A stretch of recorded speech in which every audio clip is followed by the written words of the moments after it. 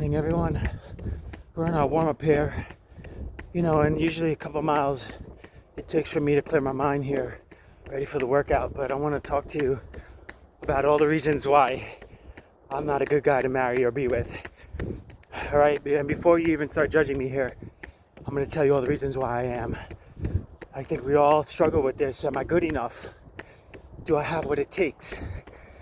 Am I marriage material? Am I lovable? Am I worthy to be loved? Am I destined to be alone for the rest of my life? Why does everybody keep on hurting me? Why do I keep on hurting everybody and pushing everyone away? All these thoughts in our minds can play havoc, and then there's a story that gets run over and over in our brain subconsciously, and we can't move past that story. You ever watch a movie and the story keeps on repeating itself and you're like, get to the point already? My gosh. Well, that story in our minds is constantly playing, and we gotta dig into it, not making any excuses. So here we go. Number one reason why I'm not a great guy to be married to or be in a relationship with is, number one, I'm very, very ambitious. Good enough is not good enough for me. Average is not average. I'm not average. I don't want to be average. And I don't think of myself as average. I think of myself as a champion. So my effort and my drive, determination go alongside with it.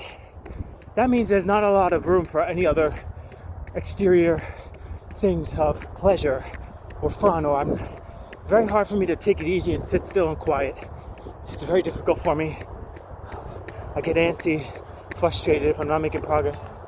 Hey Cynthia, how's it going? Hey, how's it going? Say hi, you're on my video. Say hi, you're on my YouTube, you're on my video here. So many people were so inspired by your message, Miss Cynthia. So many people were inspired by your message. Oh, really? Oh my gosh, wow. You're listening to something, right? Yeah, I was recording something for me, and you're on it by... No, you're on it by accident now. Convenient accident. God's interruptions there. Yes, yeah, they were so inspired by you. I told them about your daughter too and everything. Yeah, wave, say hi. I'm just... Yeah. Don't get you? Oh, sorry. Huh? You don't feel cold? No, I'm sweating now. I'm ready working it up. You're just starting. That's why. You got to get going. Okay. Yeah, then you get warmed up. Okay, good to see you. You too. God bless. You all right? You too. Yeah, I'm going to be running around here. So I'll see you again. Okay.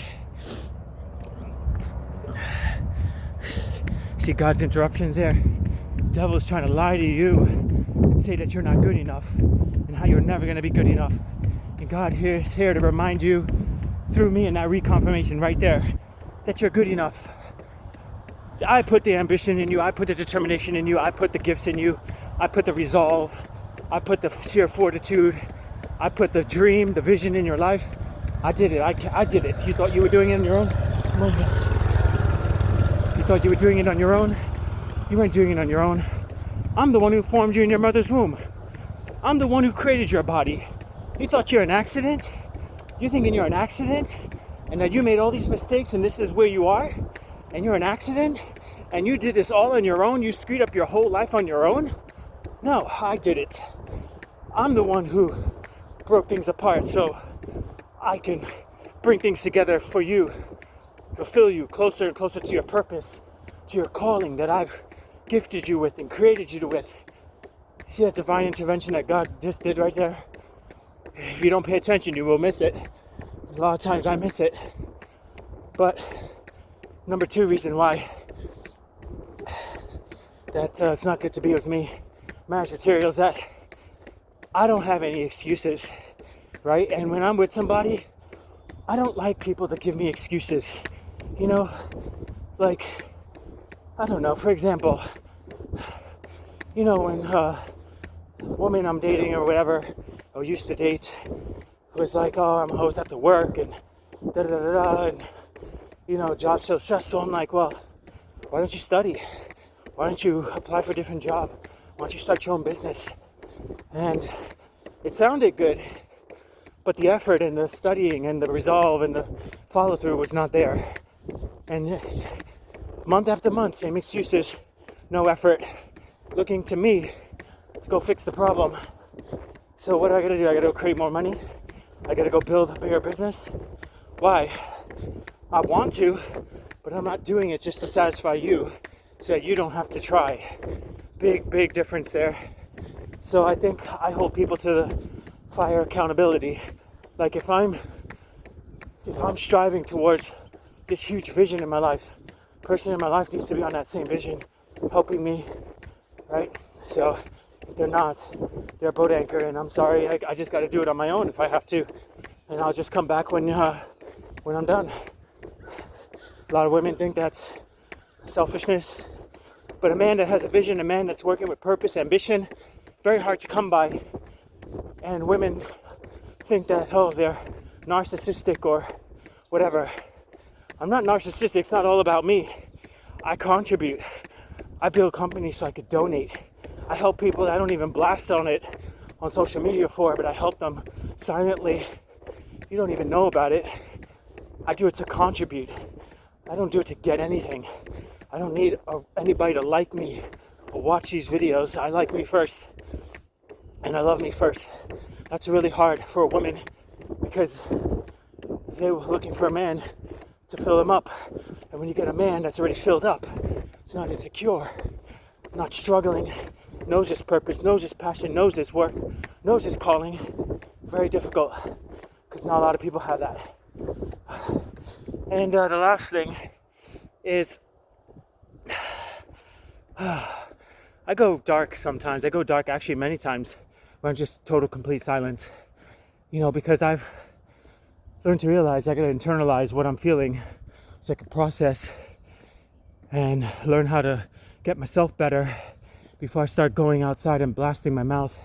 So a lot of times I just go and I get myself better. I work on myself. I process the emotions, you know. And oftentimes that seems like, oh, he's so disconnected, or where the hell is he? It's because my mind is going into the future, into war, and you got to harden it so that you can process and you can grow. It's like an athlete, you know, you go in there with a mentality to lose, mentality to not win. Your mindset's going to be totally different. Your attitude, your thinking, everything's going to be totally different. And I try to explain this to people when I'm in a relationship, because most people are happy with just being good enough. They're not programmed to win. They don't want to win. They don't want to dominate. They just want to be a player or a spectator. And I don't want to be a player or a spectator. I've done that for plenty of years in my life, and I'm done with that, actually. And I'm out there every day to dominate myself, number one, then go try to dominate everything else out there in the world and get what I've been called to do. My purpose, my passion, my direction, and that's really difficult for a lot of people.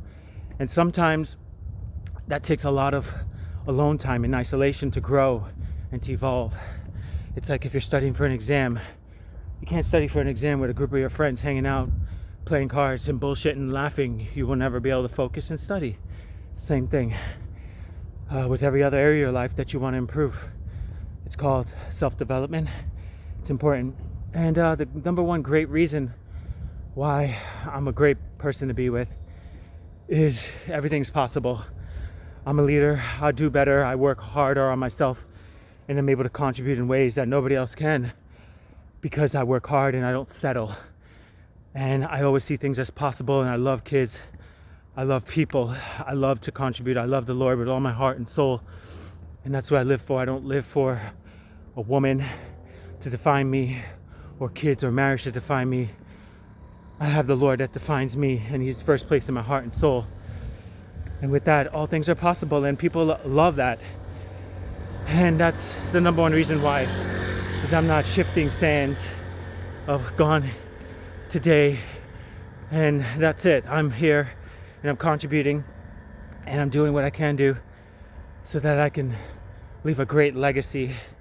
And not many people work and live with legacy, and that's one of the number one reasons why I'm a great man to be with. Anyway, I'm gonna keep on running. My leg is kind of tight, so I'm walking a little bit, but Let's keep running. Oh, my clock is still running too.